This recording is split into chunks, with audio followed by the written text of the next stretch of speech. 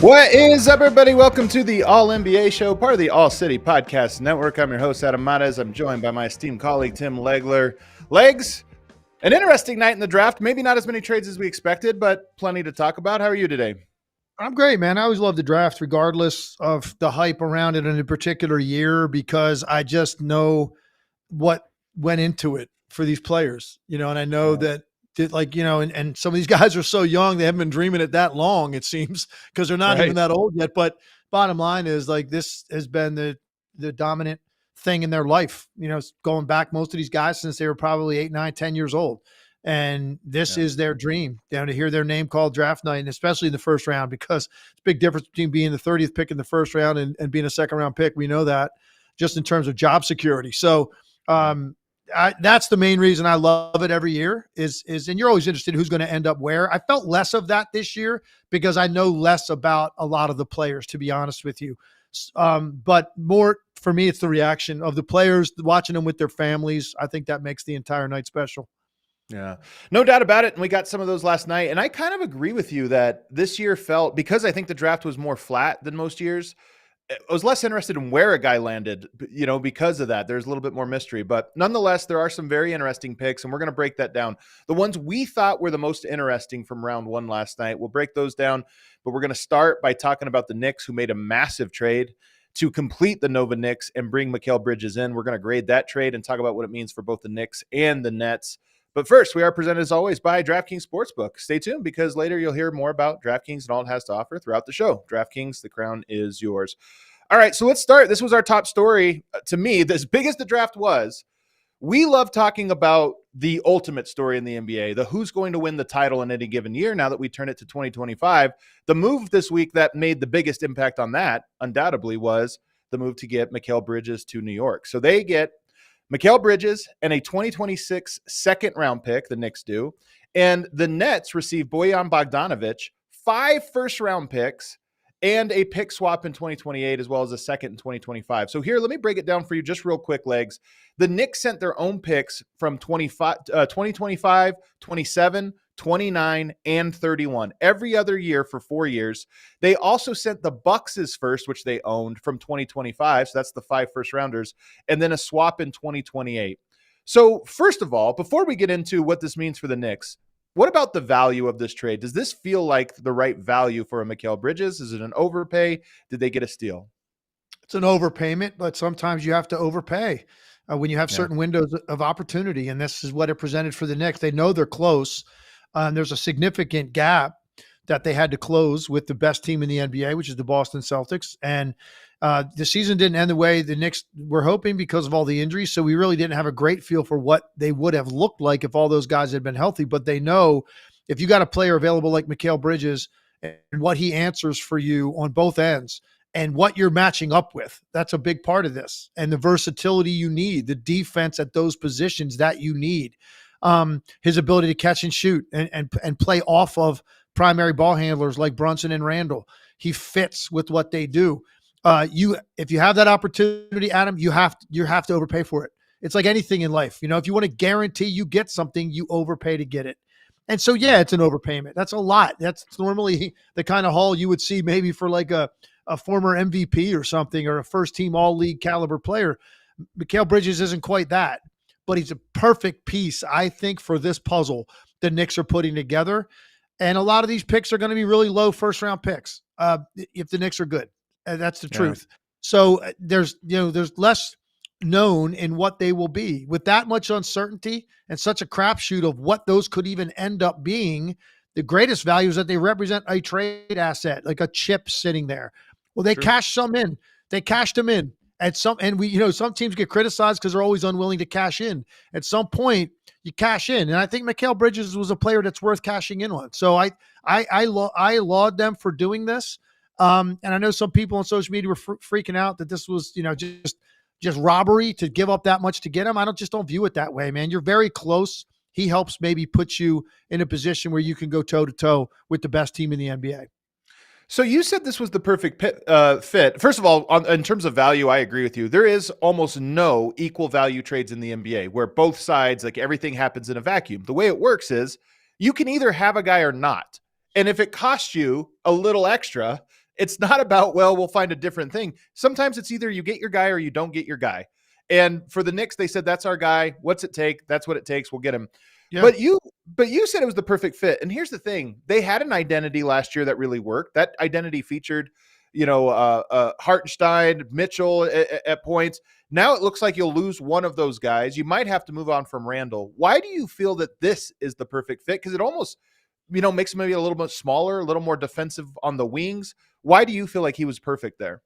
Well, first of all, I'm not assuming you move on from Randall because I don't think that that's going to be an easy thing to do. I don't think that's just easy to trade a guy like Julius Randle, who's got a lot of money coming to him and has a kind of particular type of game. So I don't know that you do that. I think what this does is solidify your bench in a big way. A couple guys that started for them, assuming we move forward with the guys they have. You had big moments out of DiVincenzo and Josh Hart last year in the postseason. They got extended run because they were very shorthanded. And both of those guys proved their value on like really good teams and under pressure circumstances, they rose to the occasion. Well, now if you have a situation where you go Brunson, Bridges, Anunoby, Randall, and then, we'll see what happens with Hartenstein, somebody big in the middle, and you have Hart and DiVincenzo now coming off the bench, man, oh man, is that a deep team. And guys that, are going to play heavy minutes off the bench or can be starters when guys are out, whatever it may be. Bridges, he's got great catch and shoot ability from the corners and wings. Like he can do that. And so if you want to spot him up, he can make you pay by making those shots, but he's better than that. And when he left Phoenix, I didn't know what he was. When he was in Phoenix, that's pretty much all he did. And you knew he had great length. And that's really actually what was the most intriguing aspect of his game coming out of college was this length and this reach and his ability to guard. And like, that's going to be his immediate impact. And then he was a spot up shooter mainly on the other end. Well, then you started to see a little bit more of that in Phoenix before he got traded, a little bit more off the dribble, a little bit more like attack a closeout guy, get to a mid-range, pull up, adding some stuff like that to his game. But then the trade goes down, he goes to Brooklyn, and it's like he went to a whole nother gear offensively. So you've upgraded what kind of offensive player you have on the floor, period. But he can morph into more of a role player if he needs to be that because he's been that throughout his career. He's not a ball stopper. He's not a ball dominant player. He can be both. He can be more of a priority for you if Brunson's out of the game and you want to run a little bit more stuff through him. He can get his own offense. If you want to morph him into a spot up guy that can make you pay when you try to double team Brunson or Randall in the post, wherever it may be, he's comfortable doing that too. He's done that a lot throughout his career. And then on the other end, he gives you that sort of physical profile to be able to guard some of the guys you have to in Boston. So that's why I say I think the perfect fit. And I think the demeanor, he doesn't seem to be a guy he doesn't have a big ego.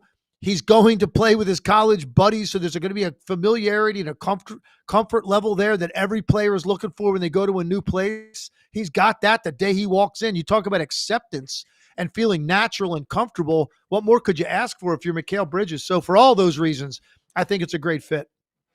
Let's talk about that part of it real quick. I mean, they posted on Twitter last night. They were in the group chat on FaceTime, all four of them, 10 minutes after the trade happened. And I'll be honest, they probably were on the FaceTime 10 minutes before the trade happened too. But they're on the FaceTime with each other.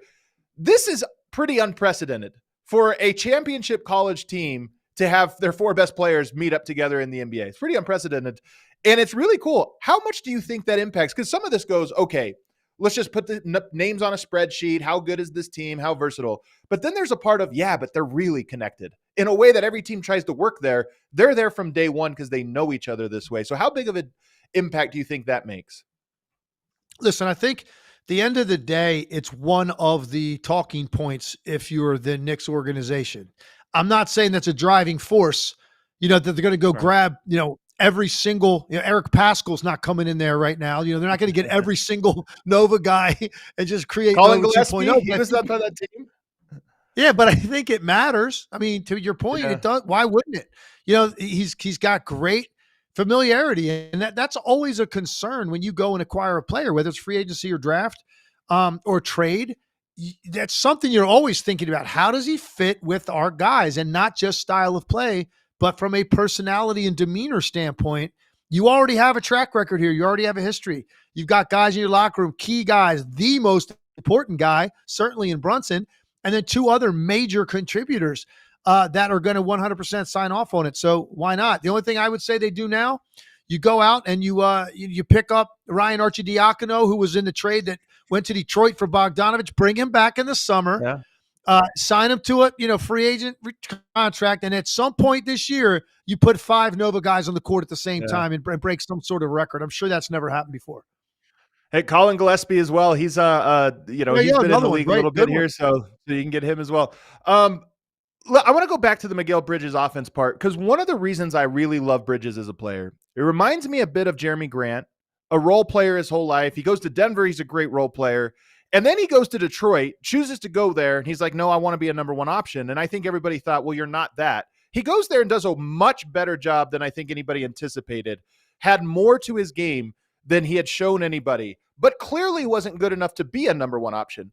Mikal Bridges did it a different way. It wasn't his choice that he got traded to Brooklyn, but it was the same thing. To your point, he fit into a system. He was unselfish. He played his role in Phoenix. He goes to Brooklyn, and I think we were all surprised. Wow, I didn't realize he could carry that much of a load, but it wasn't enough to be a number one guy, as impressive as it was. And so now he goes back, and the question for me is, he might be the number 2 guy now as an offense creator. Like, now you look at it and say, who else is there, if not Randall, of course. So I think that one of my questions is, they found an identity, the Knicks last year, with Brunson having an insane usage, ball's always in his hands. Now you can reduce that load a little bit. But is Mikal Bridges good enough to be a number 2 in that zone offensively? Like, is that going to be the right guy to spell Brunson when they share the court together? No, I'm going to be honest with you. I would feel completely differently about this. Well, I shouldn't say completely differently. I would not be as strong on how much of an impact he's going to have and how significant this is for the Knicks if they didn't have Julius Randle, because Julius Randle is the key to it for me. To have that, because they missed it last year. You could see it. It ran out of gas from that standpoint.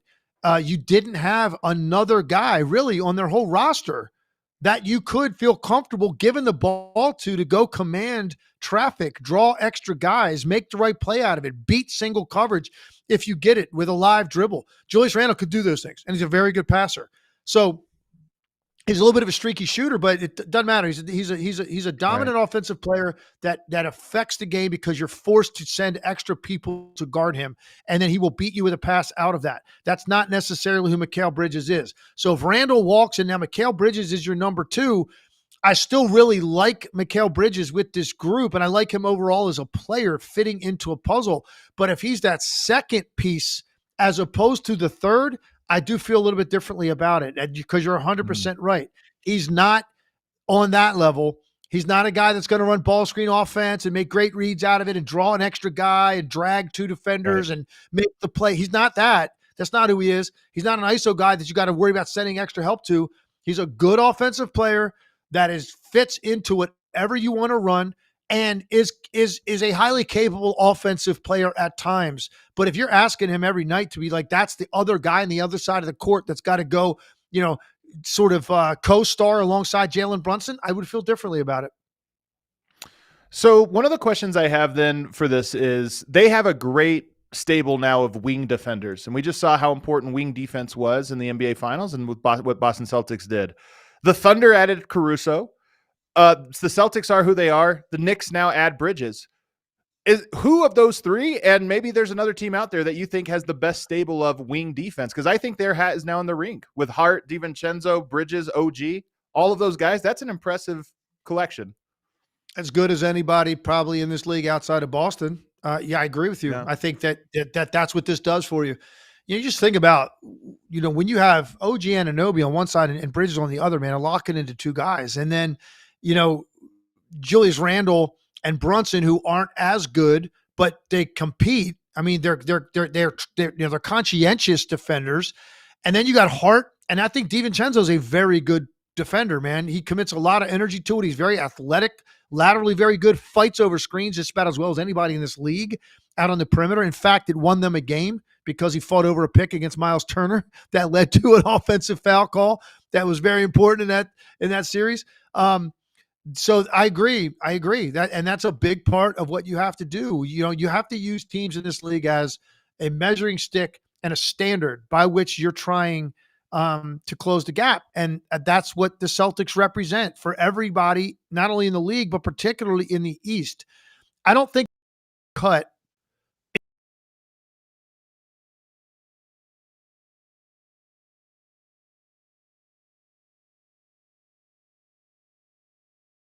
last year. And you go into the season, you expect everybody to be healthy. The Knicks, to me, now have clearly ascended to that rung in the ladder. They're the second best team in the Eastern Conference as we sit here right now, knowing that Philly's got a lot of stuff coming. I mean, they have a clean sheet with their roster and a lot of money to spend. So that's going to be interesting to see what they end up doing. Milwaukee, I think, has to reinvent some of their core role players. Let's see what they do this time around. Orlando's going to be a year better, and Orlando's trying to get into the mix with some of the bigger name free agents that are still out there. Cleveland just got a new coach. Like there's a lot at play, but I think the Knicks now clearly with this addition and expecting to get guys back healthy. And look, and in Porzingis, we just found that's going to be out 5-6 months with surgery. So that takes you to the second half of the season. Who knows what that means for him ultimately when he comes back. Certainly in the regular season, you're not going to see a situation where Boston is lapping the field and building up this huge lead, and then they're really picking and choosing the nights they have to play over the last month of the season. I don't think that's going to be the case this year. The last piece I have on this is just that I think they'll lose Hartenstein now. You spend some of this money. He was probably going to get a lot of money anyway. How would that change things? He was so good for them in the playoffs. Mitchell Robinson, obviously, is a guy that has been inconsistently healthy throughout his career, especially of late. So if they lost Hartenstein, as I expect them to, how does that affect do we know things? that for a fact? What are you reading? Because I'm not hearing like it's the foregone conclusion yet that he's not going to be there. I think that they're going to have a hard time signing him, and I think it's going to be difficult for them to keep him and Randall. So maybe I'm wrong on that, but I'm operating under the assumption that that's going to be a difficulty. And I wonder if you're Hartenstein. Look, I would never tell anybody. You got to cash in when you cash in. His stock will never be higher than it is right now. But at the same time, is money the only thing when you look at what he has ascended to in New York, and to be part of a team that's built what they've built? He's an icon there. He's an icon on this show. You probably have his jersey on underneath that T-shirt. So this is what he's done for himself. And my point is, look, don't get me wrong. If you're a guy that can go command $22, $23 million on the open market, whatever your number is, you're not going to take 12. Okay. It's not what I'm saying. But if you're talking about a few $1,000,000 a year, and if that makes a difference to the Knicks, is that the kind of thing you weigh if you're Hartenstein, man? Because it's uncharted territory going somewhere else. Now, look, if it's a team that is on the cusp, that's in the mix, top 10 team in the league, definitely a threat to contend. I've got the team. Okay, who is it? Oklahoma City Thunder. Yeah. I think they need a big. They have a lot of money to spend. He's versatile. He doesn't mess with their system and he can keep the paint open. I think Oklahoma City would be ideal. He'd be ideal for them. He'd be ideal for them. If that, and look, they're a good team. But now look, I think there's more hurdles and obstacles to potentially getting to the finals in the West than there is the East. Yeah. But look, if you have a combination of playing in a great cultured system with really good teammates, a fun style of play, well coached, guys are connected to each other, like each other, and you're an impact player on a team that was a number one seed in the West, that's very alluring if you're Isaiah Hartenstein. Now, look, you never know. There's other components, man. You're talking about the New York market. Does the guy just absolutely love being in New York, and now you're going to go to Oklahoma City? Like, that's a dramatic difference from a lifestyle standpoint, too, for a young guy. So there's a lot to consider with that kind of move, but there is no doubt. You added Caruso and you added Hartenstein to that mix, Oklahoma City would thrust themselves into legitimate finals, to be talking about them potentially going to the finals. One of Chet and Hartenstein on the court at all times, and I think they play together as well. So to me, it makes sense. It works out there. And Hartenstein's a guy I've been a fan, as you mentioned. I am a bit of a fan of his. He was in Denver years back. He's a guy to me that has always been this close to breaking out. And he finally breaks out in New York, but no sooner does that happen, maybe they have to lose him. So I feel for him that when you said it's not all about money, I go, that guy's been so close to money like 3 times in his career that keeps getting. So for him, I would say, you know what? Just take the money, man. You never know when it's going to come back to you. All right, let's take a break. On the other side, I want to start breaking down this draft. There's some interesting players, and I know Legs has players that he found were most interesting, or moves that were most interesting, including one team that got super aggressive. So we'll break down all of that and more on the other side. First, ladies and gentlemen, it's my pleasure to announce Smooth Sack Summer is officially upon us. When you're playing in the summer sun, make sure you're groomed from pubes to bun. That's for our friends at Manscaped. You can make this season your smoothest yet with the Performance Package 5.0 Ultra. It's the ultimate bundle to keep your boys downstairs cool while looking hot. Join the 10 million men worldwide who trust Manscaped with our exclusive offer. You get 20% off plus free shipping when you go to manscaped.com and use the code ALLNBA. That's ALLNBA. Summertime and the trimming is easy. That package is great, by the way. It gives you a travel bag, Manscaped boxers, and that Performance Package 5.0, which is the best one yet. And you get 20% off plus free shipping when you use that code ALLNBA at manscaped.com. Also want to tell you guys about the presenting sponsor, DraftKings Sportsbook. It is the summer season, which means baseball is in play. You can use DraftKings Sportsbook, an official sports betting partner of MLB. They got same-game parlays, live betting, odds boosts, and so much more. You don't have to miss out on anything going on in the summer, as well as Olympics coming up, by the way, which you can bet on. Summer League, if you want to bet on that, which would be a wild thing to bet on, but who knows? People like to bet on weird things. And if you're new to DraftKings, you got to check this out. New customers can bet $5 and get $150 in bonus bets instantly. So download the DraftKings Sportsbook app now. Use that code ALLNBA. That's code ALLNBA for new customers to get $150 in bonus bets with just a $5 bet. Only at DraftKings. The crown is yours. Gambling problem? Call 1-800-GAMBLER. Or in West Virginia, visit 1-800-GAMBLER.net. In New York, call 877-8-HOPE-NY or text HOPE-NY 467-369. In Connecticut, help is available for problem gambling. Call 888-789-7777 or visit ccpg.org. Please play responsibly. On behalf of Boot Hill Casino and Resort in Kansas, 21 and over. Age varies by jurisdiction. Void in Ontario. Bonus bets expire 168 hours after issuance. See dkng.co/bball for eligibility and deposit restrictions, terms, and responsible gaming resources. All right, back here on the All NBA show. Hit that like button if you're watching us live. Subscribe as well. We are going to be live about 2 times a week here over the next couple of weeks as we go next week into free agency. So wrapping up the draft today. And on the draft legs, I know that you have some guys. In fact, one guy in particular. We did the show on Tuesday, and I know who your guys were. And one of your guys, Dalton Knecht, had one of the most interesting draft nights. He was projected to be like a top 10 guy, go pretty high. He's the guy that fell, which is surprising. Usually you can predict, here's a candidate, he might fall. I was surprised it was Dalton Knecht who fell all the way to 17, but that might be a really good spot for him given his skill set. So what do you think of Dalton Knecht going to the Lakers? Well, I rarely say this about somebody taking at that spot like that, past the first half of the first round, what I'm about to say. Because sometimes I've speculated on it and been wrong, but I'm never really certain. I'm telling you right now, there's going to be teams that pass on Dalton Knecht when we go look at this 3 years from now are going to look like fools. That's my opinion. And because I'm not saying Dalton Knecht's going to be a superstar in the NBA. What I'm saying is Dalton Knecht, if number one, he's plug and play tomorrow. Like, I believe that about Dalton Knecht. And here's the thing with the Lakers, why he was such a perfect situation for him to fall into.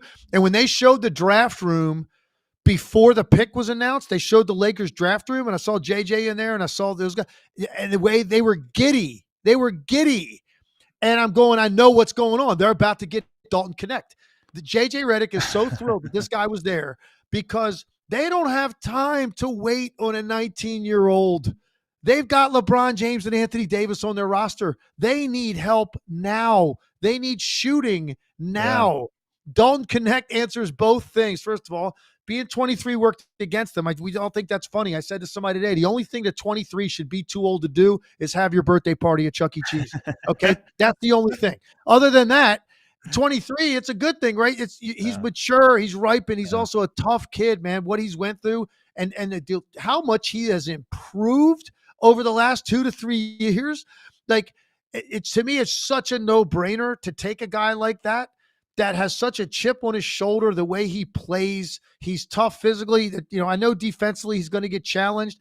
Guess what? I just described 60% of the NBA. You get challenged in this league regardless. He's going to be challenged. That's JJ Redick's problem, to protect guys from their weaknesses. It's what I've said a million times about Eric Spoelstra. He does it better than anybody. You draft guys for their strength and what your team needs and they can bring, and then you, as a coach, protect them from their weaknesses. That is your number one role as a coach, and that's what Spo does, and that's what I think JJ Redick's going to understand. So they'll help him on that end of the floor, but he's physically tough. He plays through contact. He's a good finisher, so he can attack guys that are closeout defenders, and because he's not just going to be a one-trick pony spotting up shooting threes. He's better than that. But he can do that at a really high level. So for him to fall into their lap at 17, when you're such a crapshoot when you get down to that point, and they have a guy that is, I'm more certain of him and what he is than any other player that was picked last night, literally. Right. And now he's going to be high floor. You're saying, he has skills that'll keep his floor high. He's not going to be terrible. No question. That's exactly right. The floor's not going to fall out from under Dalton Knecht. That's for certain. And he's going to play a long time in this league. He's going to be a very good player. And most importantly, the Lakers needed help now. And they were probably thinking to themselves, it's next to impossible to get help now with that pick, where that pick was taken. They got a guy that can do it. And you hear what Pelinka said. He said, if we had the 10th pick and he was there, we were going to take him. And they got him at 17. So good. And now, look, some of that I know with his gamesmanship, and I understand that. But my point is, that reaction in that draft room wasn't forced. Right. That was genuine. They were thrilled to get him. I'm happy for him that he ended up in a place like that, and who, by the way, can teach you more about off-ball movement and maximizing space and creating opportunities for yourself without the ball than JJ Redick can. It's what he did for how many years in this league. So, yeah, very happy with that pick. I actually really wanted Philly to take him. They had the pick right before that, and I thought, that's perfect. They've got a whole roster basically to figure out right now, and they need shooting around their two stars. And he's a Philly type of guy. The Philadelphia crowd would have embraced this guy immediately. So I really wanted to see that. They ended up taking McCain, so they didn't go there. But good for the Lakers, to their fortune. Yeah. And the number one thing you need to do if you're going to go play next to LeBron James is shoot. He brings that very reliable spot-up shooter. He can shoot off movement as well. So he brings the number one skill that's like, when you think about rookies, and the Lakers are in a spot where when they're bringing guys in, they need to play. They need players. They need depth. So you bring a guy in, can he play right away? Well, if he can shoot, and can move off ball and do all those things, automatically you say, okay, there's one skill that they desperately needed last season that he's going to provide. And I think there's that. But then on top of it is all the stuff you're talking about, the upside. He is really good with the ball in his hands. He runs pick and roll. He, in some ways, they're different players, but reminds you of Austin Reeves, just in that he's a shooter, but he's more than that. He can also dribble and do some things off the bounce. Is he going to get a chance to do that? Like, how much do you think his game is going to get an opportunity to flourish right out of the package? Not a ton with the current group they have, because there's so much ball dominance with LeBron, AD, and Austin Reeves. That's not going to be a ton. But look, I remember I had dinner with Kyle Korver literally the night before his career started. He was in Philadelphia.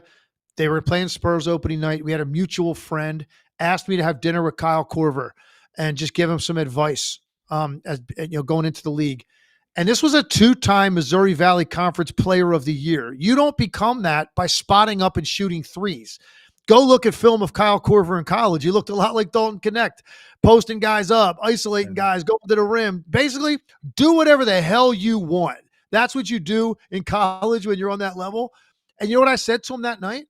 I said, here's what if you want to stick in this league, make a name for yourself, make a lot of money, and have a lot of value, understand this right now. From this point forward, you are primarily going to be judged on, can you make and take 3-point shots at a high volume? Because I know you got to do all kinds of stuff at Creighton, and that's fine. That's over. That's not going to be the case now. You're going to be looked at as a specialist, and it's hard to wrap your head around because you're always going to feel like you could do more. and you probably can, but that's not what this league is. This league has 2 or 3 guys at the top of the roster that do what they want. And everybody else, if you want to make money, stick around and have value, you better figure out one thing that you do at an exceptional level and just embrace that. And that was my advice to him. And I think it worked out pretty well for Kyle Korver. He's, and that's what he became basically in the NBA. And I'm not saying Dalton Knecht will only be that, but right now with this team, the way they're set up and the amount of usage he's going to get, which isn't going to be high. It's going to be off the ball.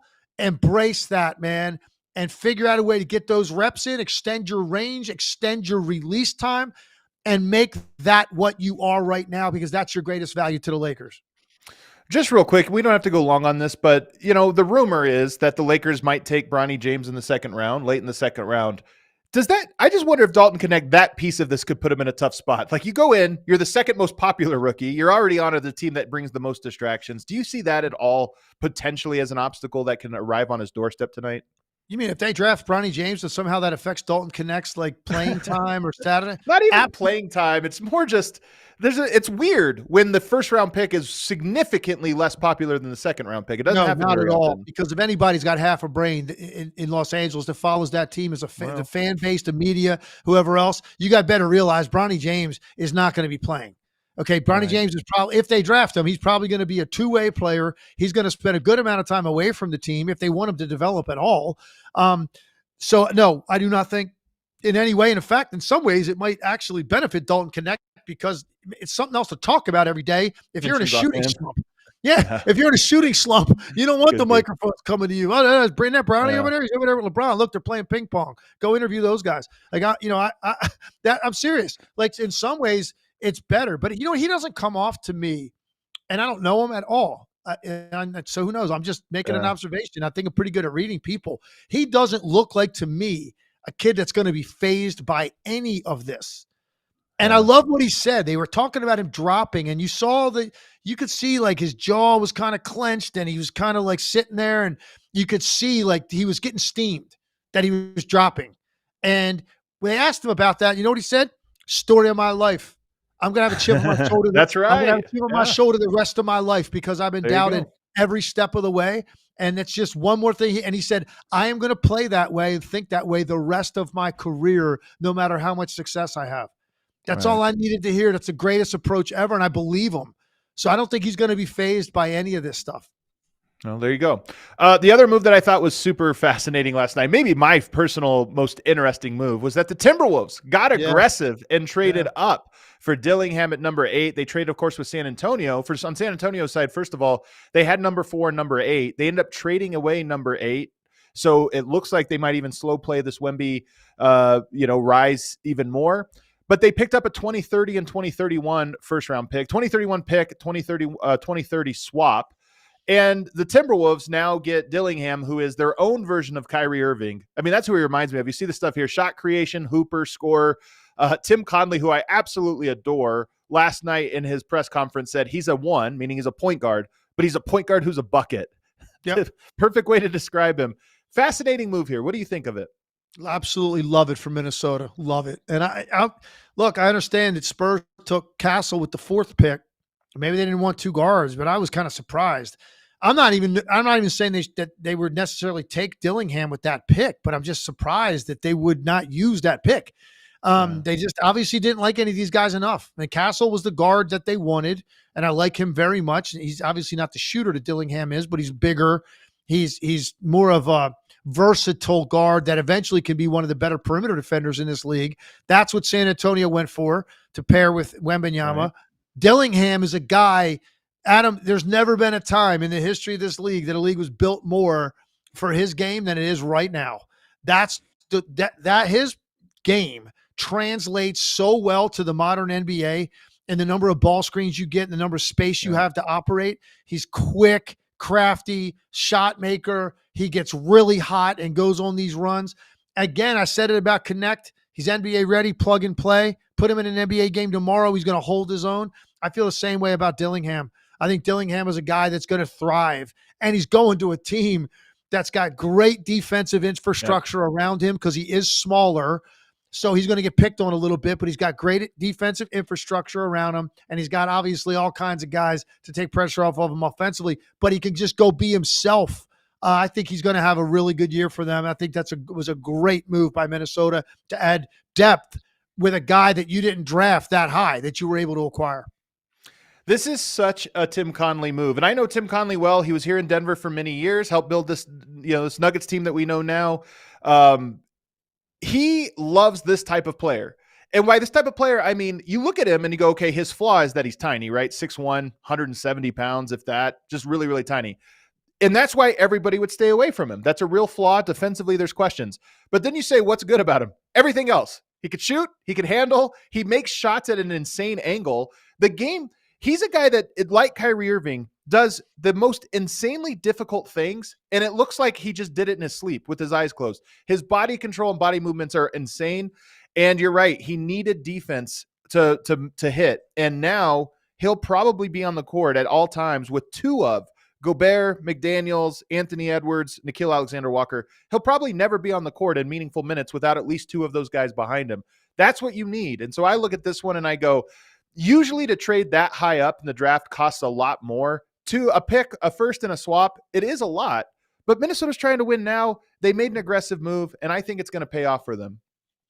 Totally agree, man. I just, it's hard going into it. I've never seen a draft with less consensus.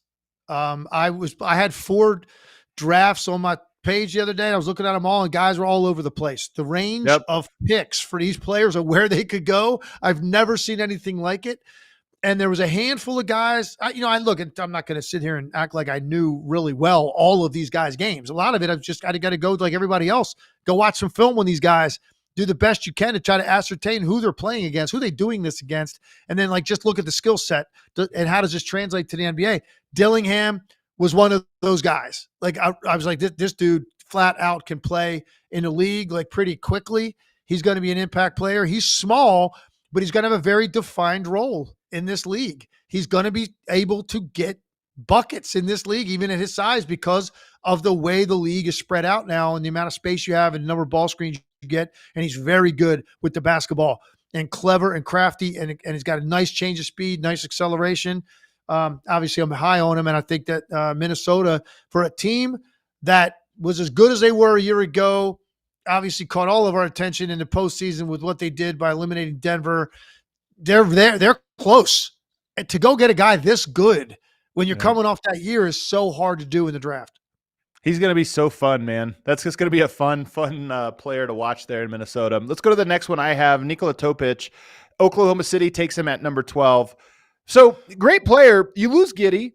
You kind of replace him with a guy who's a really good point guard. I mean, that's what Topic is. Really good decision maker, makes quick decisions, and fits their play style. He's a guy that can be another to these dribble drive, guy drives, kick, another guy drives. That's the style that they play. He fits into that. Equally as importantly, this reminds me of when Denver took Michael Porter Jr. It was when Michael Porter, all their stuff came out, he's hurt. How many teams are going to have the patience to say, okay, we'll waste 1 year where he's basically a redshirt rookie? Oklahoma City was perfect position to do that. They have enough guys. They have enough assets to trade. They've already made the Caruso trade.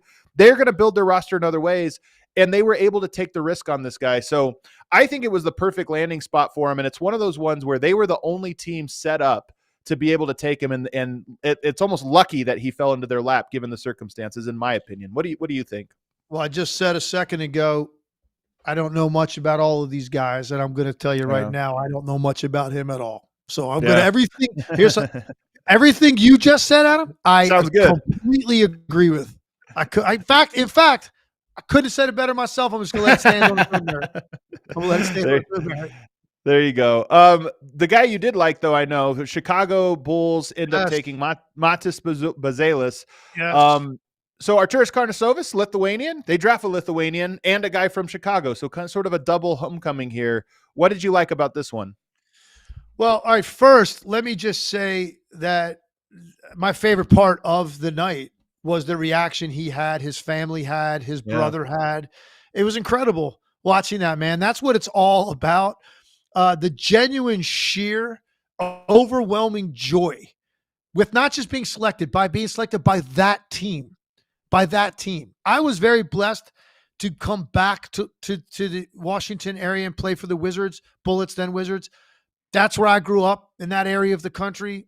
My parents were able to come to games. My family was at games. That was if they couldn't come, that was their hometown team to watch on their cable package.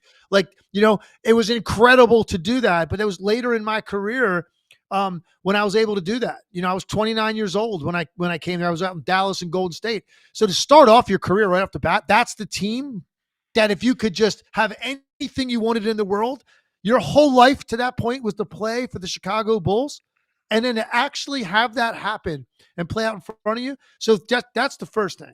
How overwhelmed they were, how awesome that was to watch their reaction. The brother was crying like 2 hours later. They showed him. He was still crying. Yeah. I'm like, that's first. And then I actually really like his game.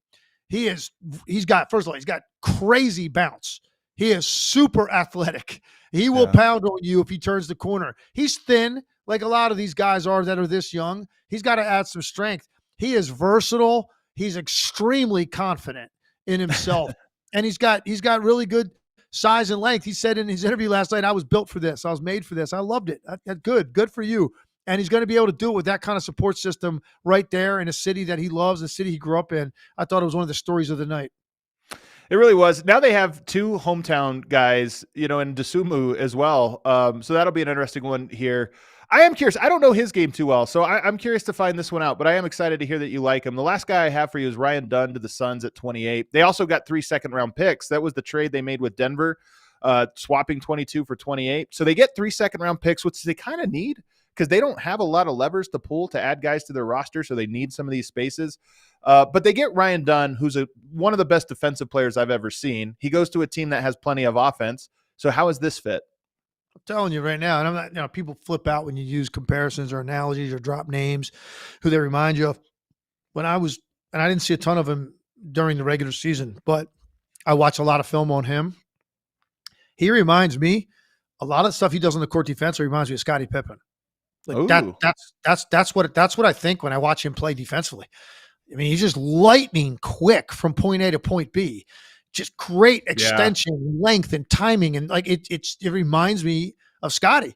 And Scottie, when he first came into the league, wasn't much more than that. All that stuff Scottie added offensively, that came later. And as a result, he saw what it led to in Chicago when he elevated his offensive game to that point. But that's not what Scottie Pippen was when he came in. And I know he's not a very good shooter, and you don't know what you're going to get out of him offensively early.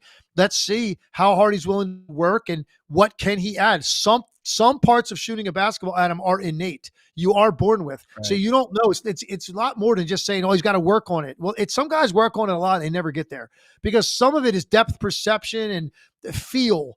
And that's just something that's kind of the way you're wired. We're going to find out, but can he put in the work? Can he put in the work like, a guy like Kawhi Leonard did to improve that much offensively from the time he came into the league? Paul George was mainly a baseline slasher when he came into the NBA. Now look at him.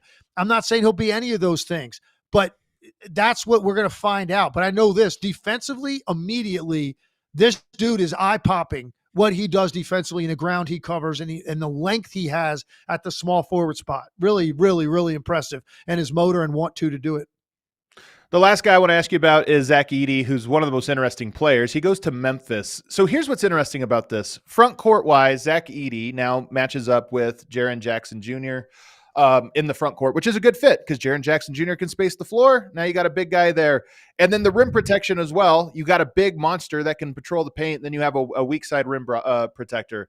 So I think that fit works. But what really works is he's like Steven Adams was, he's a phenomenal screen setter. He's enormous. He's strong. He sets a screen. You have to go the long way around it.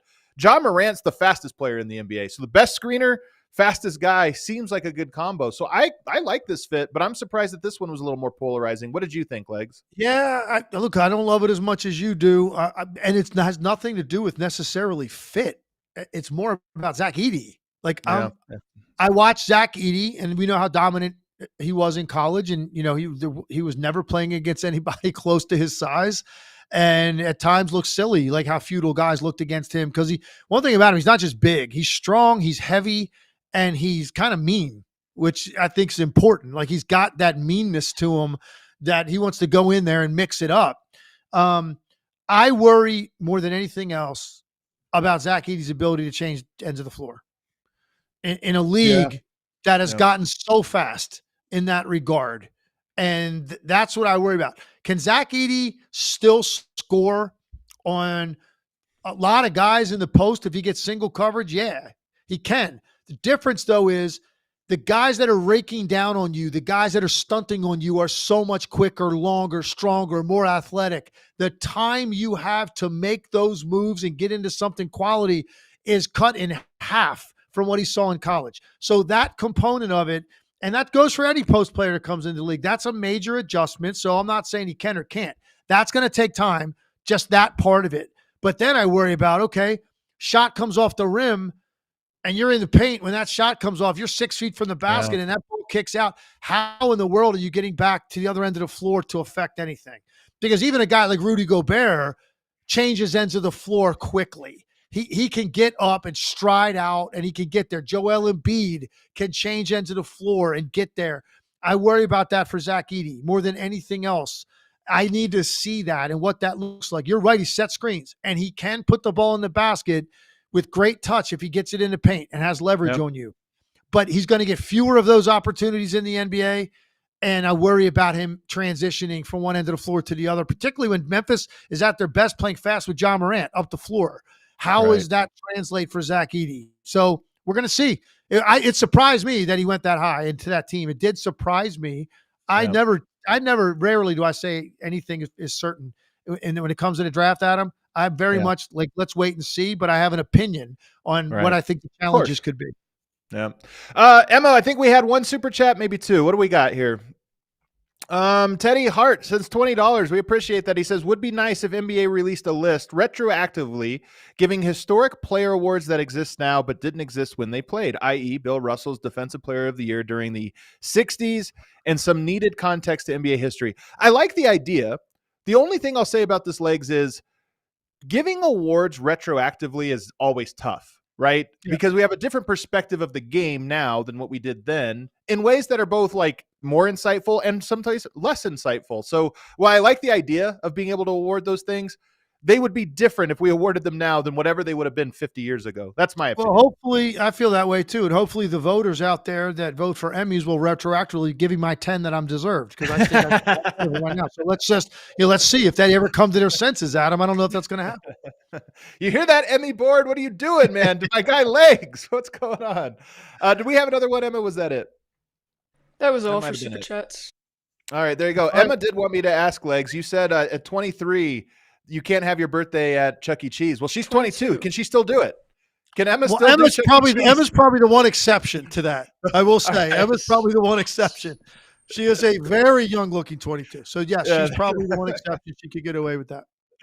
There you go. Cue that outro music. Everybody, thanks for hanging out with us. I don't know what days just yet, but as news happens next week, as we enter free agency, and I expect some big fireworks. By the way, we didn't even mention this today, Legs, but there seems to be some smoke around Kevin Durant and how long will he be in Phoenix?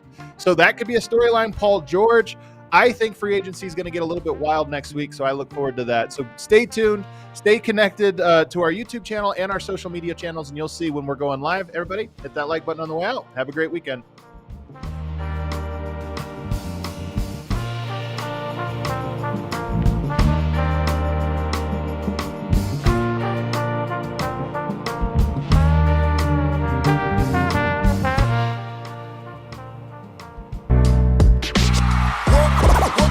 Silly like the mayor.